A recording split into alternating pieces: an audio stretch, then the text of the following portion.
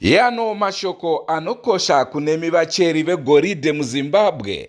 Isu kave Drewmas Media tine magold detectors akasiyana-siyana, mhando dzakasiyana-siyana zvichienderana nekuti imimi muri kutsvaga riya repamusoro here kana kuti repasi. Tibatei veDrewmas Media tinokuwanisai magold detectors.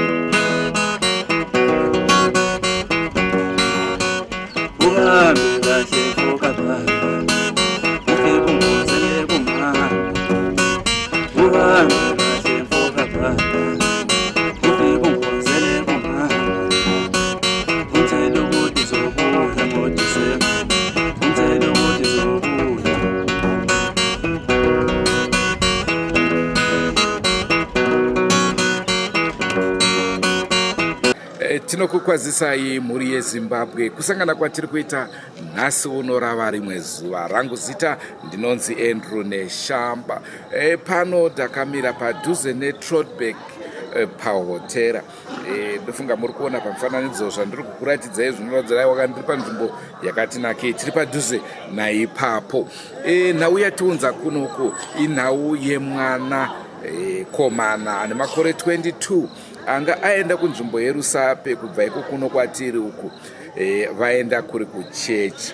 Vari kuchechi kudaro zvinonzi mukomana uyu akabva abatana nevamwe vechidiki here, ndokubva vaenda kudziva kwavakati handi tinogeza, ndokubva vapedzisira vakushambira. Pedzezvo mwana ndokuzopedzesera atorwa nenjuzu. Ngatiti akatorwa nenjuzu nekuti izvi ndizvo zvakabuda kune vemwe. Aregedzai tikupei baba vane mwana iyeyi akatorwa nenjuzu vachititsanangurira tinzwe kuti zvakafamba sei. Senguva dzese tinokurudzirai kusubscribe kuDrewmas Media. Drewmas Media taking you to another level. This is another sad level. Tiri munzvimbo yenyanga.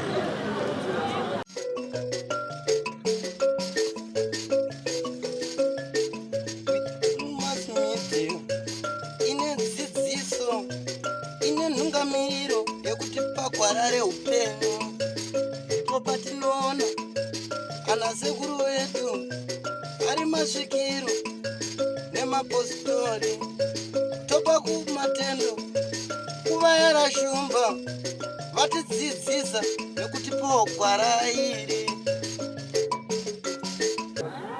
Ndichida kuti nditsanangudziko pane zvakaitika pakushaya nekutorwa kwemwana wangu nenjuzu kunzvimbo yekwa mambo Makoni. Wakagandurana na mambo Saunyama. Zvakaitika vakaenda kuchechi ranga riri which is 1 October. Tingatanga kuti wakatanga kuenda which is 29 chachiri chikotera che 3 days 29 20 30 then 1 saka musi wa 1 ndio musi wakashayika zvake asi riri zuva rekutanga rawo mwana wangu inini wakaenda kuchechi wasvika kuchechi kuya inini ndaifanira kunge ndakaendawo ndakazodzokerera panapa patrolback then ndadzokera panapa ndobva ndadzoka kubasa ndanzwa kuti maclient ariko ndobva ndachizofonerwa razuva rechipiri racho iroro ndo pandakaudzwa kunzi mhanya kuno mwana wako haasi kunzwa zvakanaka mwana adonha ndikati mwana adonha sei zvikanzi mhanya ndikabva ndangoita nguva yekuti handichakwanisi kumhanya because nevarungu zvikanzi aiwa mhanya tinokwanisa kana kutsvaga motorbike ndachitanga kuti nditsvage motorbike ndobva ndachibatsirwa neanonzi manyaira Sunday then ndobva ndachasvika ikoko ndo pandakatsanangudzirwa kuti tati tikuziise mwana wako hapana ndikati zvaita sei kwanzi musacheme because apadikane vanhu vanochema ndikati zvakanaka ibva ndanyarara ndikanzi mwana wako aenda kugeza nevamwe wari 4 saka waenda kugeza kudziwa uko ndopabva ashayikwa ndikati zvakafamba sei wachitanga kunditsanangudzira kuti chaitika mwana wako angoti wakomana wambonzi makuseni zvikanzi hambai ngatigezei kumeso sevanhu vanga vambobhureka makuseni kuma 10 o'clock wabhureka sechikotera vanhu varumboti ngatigezei hope then tozotangirira munamato ipapa kuma 12 saka chakazoitika ndechekuti kuma 12 ikokoko vakachizotanga vachitanga kupikisana nevamwe vachiti isusu iye akati imi handigezi netumvura tushoma vanogeza nemvura yakawanda vamwe vachiti aiwa ngatigeze nemvura iyi iri mujagi inokwana zvikanzi aiwa handigezi neshoma ndopabva kwanzi boys ngatiende kumvura iye bva achitisimuka achitoita vange ndiye atotakurika akuchiti wakomana hambai kumvura haazivi nzvimbo iyo yese asi akachitanga kuita fanike munhu akuchitanga kufamba akutungamirira vamwe kufamba idirector uye nekunokwanzi munokuziva here zvikanzi nditere kusvikira asvike kudziva kuya wasvika wese wakachitanga kupinda mumvura muya wapinda mumvura ndopa wakachitanga kuti wasambira kubira rwizi wese wari 4 iye akakrosawo futi kubira rwizi kechipiri manje wakuchiti ene wakomana handisida kugeza bai akuda kukrosa kechi2 kudzoka kwanzi ndaakudzokera mhiri ndigare hangu ndopa akabva achitanga kuita semunhu akuchitanga kutadza kusambira semwana mudiki zvinoita fange mwana mudiki kuti pambuzoita fange munhu arikutanga kutadza kusambira akabva achinyura kekutanga obudisa musoro onyura zvikanzi munhu akunyura here uku nevamwe wacho zvikanzi but anogona kusambira ndifunga kuti kunyura bo then vaangoti kechi1 kakechitatu vangonyura ndipo pakati munhu izvo tisumuona akutodzika pasi umwe paakachiteera mukoma wacho aripo mwana wamaiguru wanga ruwese anonzi edigonda then vachiti bhera ndichiteerawo achiteera kudaro akabva achisvika adzika mumvura muema ndo pakabva achinzwa kuita fanike agurwa muwest make umu kumakumbo kwakushaya pawa kumusoro kwakuwanika simba zvikanzi ndakutadza kuda kubudawo saka asakangomona kuda kumuti amubate umusvikira bvaatadza kumusvikira bvaatadza bvaangooneka atodisapia saka wadaro ndo pakabva wachizoti ndo pawakachizondisanangudzira inini pandakachizoenda ikoko ndakachizongoti orati ngatichitei zvamambo zvekuti mwana wangu ndimuone hangu kana afa hake hazvisina mhosvaba ndo pandakati mabhishop edu wakatsanangudza kuti zvechokwadi isusu chechi inonzi Pentecost Apostolic Church saka mabhishop edu vanonzi zvinoita nditsanangwe mazita vabhishop Machia ndo vakabva vachiti aiwa isusu tinofanira kuti titeedze because dunhu rino iri nderamambo saka tinofanira kuti titeedze tsika dzenzvimbo tisingakasiki kumhanya kuita zvedu isusu tinogona kunge tine zvedu zvatinokwanisa kuita asi tinofanira kuti titange tazivisa madzimambo ese enzvimbo ndo zvinhu zvawakaita izvozvo zvekuti vachimirirawo kuti tifambe mwana abude nenzira yakanaka. Iwo waitiwo isusu tinokwanisa kuti tiitewo zvinhu zvedu zvechechi but hatikwanisi because nzvimbo ino haisi yedu, ine waridzi wayo. Saka tinotomirira chief ndo pakazotumwa kuna chief Saunyama, vamwe vakachizotumira futi kuna chief Makoni, sinzi nzvimbo yacho yanga iri boundary kuti Makoni ari mhiri, Saunyama ari mhiri. Saka ndo pa Saunyama akaitawo zvaakaita kune mukomana muningi mwana wamaiguru, muningi mukoma uyu mukomana afa. Then ndiye akachizonge wagadzirwa chiwani chiya asi wakamboti mwana anogona kuita zvakanaka mukatedzera izvino sezvatataura. Ende takaita saizvozvo uye ukupa chifi Makoni zvinhu zvakanga zvaakuzoitika ndezvekuti zvanzi zvakuita fange isusu tantisisiri kuziva zvekuita, takurasikirwa kuti titadzonzwisa kuti tiende ari kutonga ndimambo Makoni here, vamwe kuti marasika ngekwa mambo Makoni, vamwe kuti ngekwa chief Saunyama. Zvakuita fange vanhu vacho vakuita makakatanwa vazvatipa kunetsa kuti asi zvinhu zvakazofamba hazvo zvakanaka because mambo Makoni pane munhu akazounza waunza munhu iye ndiye akazotibatsira kuti tiwane mutumbi iwoyo. Then razuva ranga riri raSunday makuseni because akazomutora Sunday kumakuseni kuma12 sekutaura Wangu aitwa na iye wacho anoita zvenjuzu shai racho anoburitsa vanhu wekwa mambo Makoni. Akanga ati chiye iye akatiti mwana ndiri kuona mwana ariko asi mashai enjuzu anga ari kumuda kuti ashande naye asi hamuchakwanisi kumuona mwana wenyu nekuda kwokuti pane zvinhu zvareshewa kana zvashaishwa kuti zviitwe, asi taakungoti mwana wenyu mumuonei. Ende zvedi mwana vachituma vanhu vavo, akatsvaga vanhu vake vanokwana kuma 4-5 vakanga vari kunyorora, asi 1 wekuchechi kwedu isusu wamboita sevanhu watadza washaya. Then 1 wekuchechi kwedu isusu ndiye akazoti bhera ndipindewo. Iye wacho anoita zvemashai ari kubvunza kuti ko hapana vairi vanogona kutibatsira, vanogona kuswima wapindewo titarise munhu. Then ndio pakazopinda umwe watinonamata naye, vangopinda mumudziwa muye vangoti ndamuona apo pazasi apo, asi pandamuona ndaona paoneka fish hombe isi handigoni kuitsanangura yakakurisa iyoyo chifishi ichocho, vachangopota kwanzi chafamba chikuenda nekubako. Then adaro ndio pakabva achiti izvo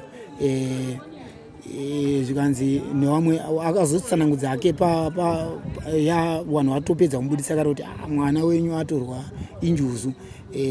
Kuvanhu haana kuzonyanya kutsanangudza kuti yanga iri injuzu iyoyo yakanga yatora mwana, akanga asina kutitsanangudza kudaro zvese izvo.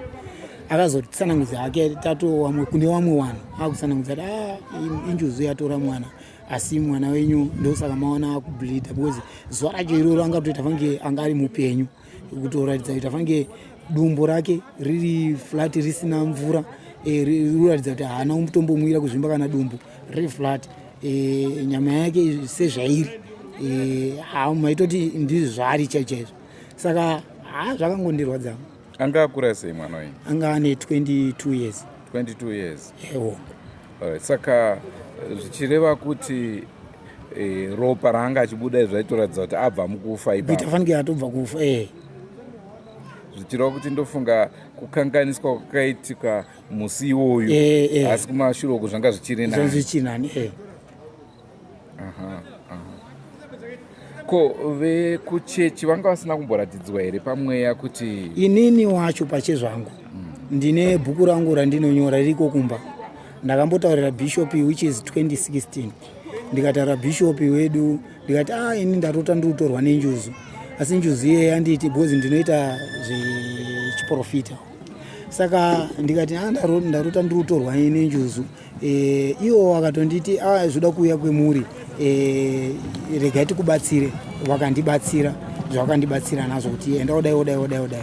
asi ndaichitoita iyo yaitoita ndichitonzwa izwi richiti unoziva kuti marapiro ari kuita isusu here njuzu isusu tisinokupa masimba. Ndibva ndatsanangudza kuti inini ndakarota hope idzi ndichitoita se ndatorwa nenjuzu ichitonditaurira muhope kuti unoziva here kuti which is 2016 unoziva here kuti marapiro ari kuita iwewe mashai edu isimba redu isusu ngeri kumvura ngeri kunjuzu. Ndikati ina ndizviziba izvozvozvo inini ndinonamata Mwari mupenyu. Zvikanzi hoyo ndakaita pandairota pese ndaitoita sekunge ndasvika pane dhemu hombe. Ndasvika pane dhemu riya ndinoda kuedza kutsanangudzirai marotero andakazviita. Ndasvika pane dhemu paya ndakabva ndachiona dhemu rakasviba stereki, asi dhemu iroro rakaita serine rangarunzi wanzi uri kuona ndio matinogara muno. Ndikati inini handine ndakachiita fange ndabatirira muti muhute ndakuita fange kwanzi uri kuramba uya kuno kumvura. Ndikati handiuyi baba ndabatira muhute ndakuona pasi pakuita fange paakufamba.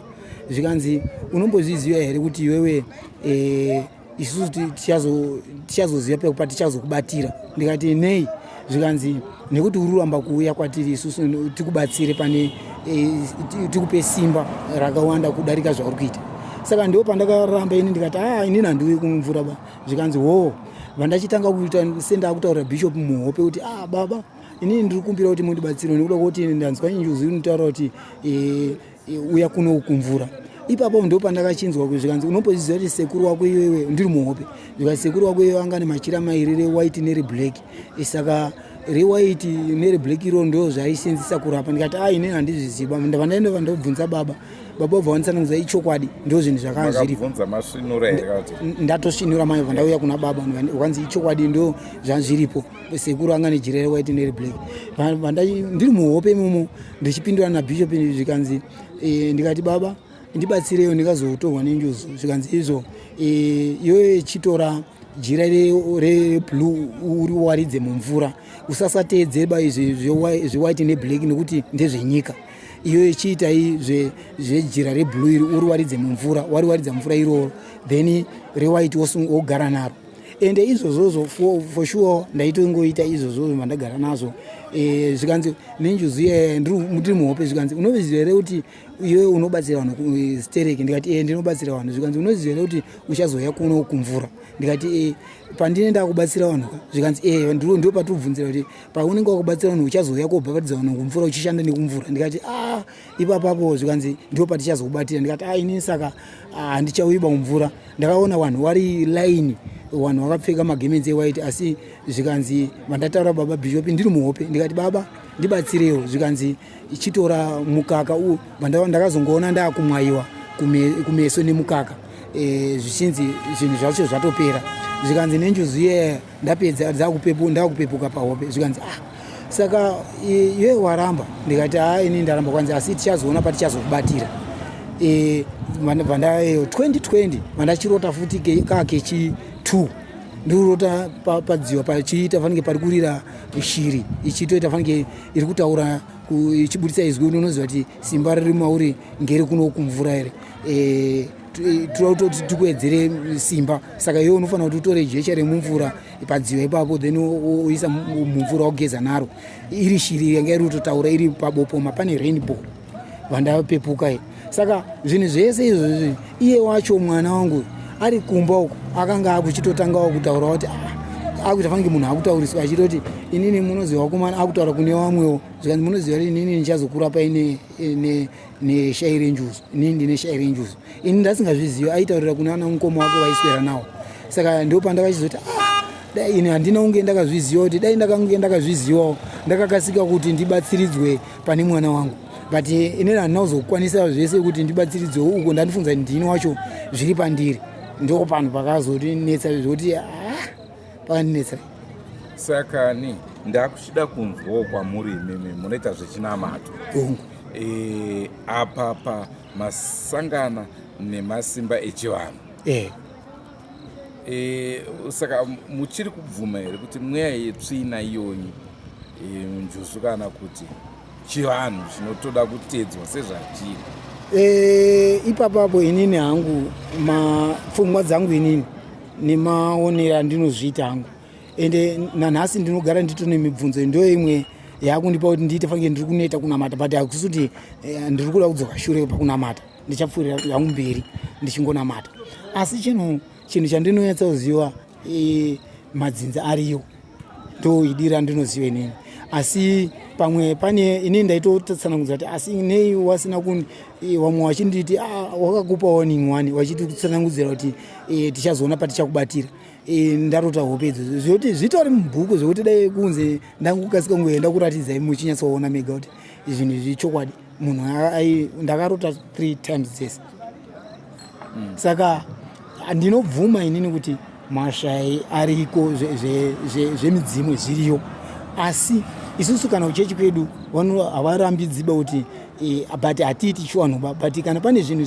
zvechiwanhu zvinenge zvichida kuti zviitwe vane magadziri avanozviita saka hatisati tapedza heduba kuti vatibatsiridze kuti tiite kana tandichitoda kuti titonyatsonzwawo kune vamwewo kana kuti vane rubatsiro rwokunyatsonzwisisawo kuti vanotibatsirawo sei kana kuti zvinoitwa sei ndo zvinhu zvandanda inini pandipfungwa dzangu dzanzakundoneseka kuti kune vanonyatsa wane experience yekunyatsonzwisisa kuti zvenyika zvacho nezvechiwanhu zvinogona kubatsirika sei kana kuti zvikanga zvakuda iso zvakutourayira mwana ipapo ndo pano pandagumirwa napo. Aiwa tinotenda baba. Saka mwana mati anga aine makore 22 akagara zvakadini mumvura? Akagara 2 days reach 2 racho akapinda kuma 10 which is Friday, then akapinda wakatanga chechi yawo chechi which is Friday, then Saturday ndo paaka breaka kuma 10 makuseni, then uvaenda kumvura iko kuma 10 ikoko ndo paakapinda mumvura, then akachizotorwa Sunday remangwana racho. Veruzhinji vangadi kuziva zvakare kuti kuno kwatiri kunombonzi kuchii, uyezve mwana uyu kuchechi kwaanga akaenda kwaakazonotorwa nenjuzu kwacho ndekupi, uyezve dziva racho kana muchiridziva zita raro? Handizivi hangu mamiriro edziwa, but dziwa iroro ndaingonzwa kune weko wachitaura kuti pane vana vanokwana 5 wanyura ipapapo vachibudiswa. Handizoziva hangu, asi kwaindonzi vese vanobuda vasiri vapenyu, rinde rinotora vanhu vauya vasiri vemunzvimbo iyoyo. Saka zvinhu zvanga zvakundinetsawo ini kuti zvangu here kana zvava neconnection, because ende pataiita chechi panzvimbo pacho pakatombouya mhepo, vanhu vachitaura kuti pakauya mhepo ichiita sei, inotendera ichitendera ichivhuta ichitendera, vanhu vachiita fanika kutadza kunamata mhepo iyoyo. Takazongofungira kuti pamwe hatichazivi kuti ndezvangu here kana zviri zvangu, kune vanhu vanobatsira vacho vanotibatsirawo sei, kana kuti kuti vanokwanisa kutipawo njere. Zvakaitikira kupi? Zvakaitikira kunzvimbo kunonzi kuchinhenga kwamapako iri andarusapi ihongo. Kuno kwatiri kumusha kwenyu kunonzi kuchii? Kunoku inini ndinobva Panyadowa munzvimbo yaChief Ganji, asi tingati ndi headman Ganje, but chief wedu ndi Saunyama. Imi matista ndiani? Sebastian Gwinyai Mande. Mwana wangu akaenda akashaika yeye anonzi Tinashe Terence Mande. Anga achiri kuenda kuchikora here? Anga apedza form 4. Ndakuchitotiwo ndichitotaura nefriend dzangu ndikati ndiri kumuendesa kune zvemaskavheta zviyezve, ndo hava zvangodaro. Maita basa. Ndinotenda hangu apa. Handizivi hangu kana pane vanhu vanozogona kubatsira vanotibatsirawo sei. Pamwe pane vanogona kuzotipawo manjere dzekuti chinamato, kana tichinamata zvinodai wamunozivawo tikubatsira kuti unobatsirika so pakuziva kwekuti chinamato nechiwanhu zvakamira sei, because ipapo inini pakandinetsa baba. ndofunga mavanzwa baba vachitaura ndinovimba manzwisisa vari kune mubvunzo kuti hongu ini ndonamata asi zvakaitika izvi honaika ndairatidzwa kuhope ndichinzi negenga rekumvura tinewe ivo vakaedza havo kuti vange vachizvinamatira kuti dambudziko iro ripere asi dambudziko iro harina kuzobva mumhuri mavo raitoda kunge richigadziriswa. Inini semaonero angu raifanirwa kugadzirwa pachivanhu. Naizvozvo vakaendera mberi havo vachigadzisa kuchechi, asi nhasi uno ndozvazopedzisira zvaitika zvakuchiita kuti vave nepfungwa dzekuti honaika izvi ndakagara ndazviudzwa kuhope. Rangu zita ndinonzi Andrew Neshamba. Senguva dzese tinokurudzirai kusubscribe kuDrewmas Media. Drewmas Media taking you to another level. Yanga iri said level. Tinoda kuti vemachechi kamotitsanangurirawo zvamunofunga pamusoro penhau iyoyi, vechivanhu motiudza zvakare zvamunofunga pamusoro penhau iyoyi. Baba vataura kuti ndo zvavairoteswa, mwana wavo nhasi uno ashayika. Zvinoreva here kuti dambudziko iri rapera kana kuti vachiri kuda kutorwa nevekumvura? Zvoita sei? Vemweya vanoona vechivanhu motizivisawo kuti pakadaiso panofanirwa kufambiswa sei. Ngatisanganei muri Zimbabwe mune zvimwe zvirongwa zvatichange tichikuunzirai. Kubva kwandiri Andrew Neshamba, regai tibve kuno nzvimbo yenyanga tidzokere zvakare kuguta guru reHarare. Kana tawana mukana, aiwa, tinokuunzirai mambo makoni vachikutsanangurirawo zvakare zvakaitika. Goodbye my friends, goodbye my friends, wakamboonana tichazoonana nerimwe zuva, hama dzangu. Goodbye my friends, goodbye my friends, wakamboonana tichazoonana nerimwe zuva, hama dzangu. Ini ndokwenda kubasa kwangu, iwe makiwe mkaranga,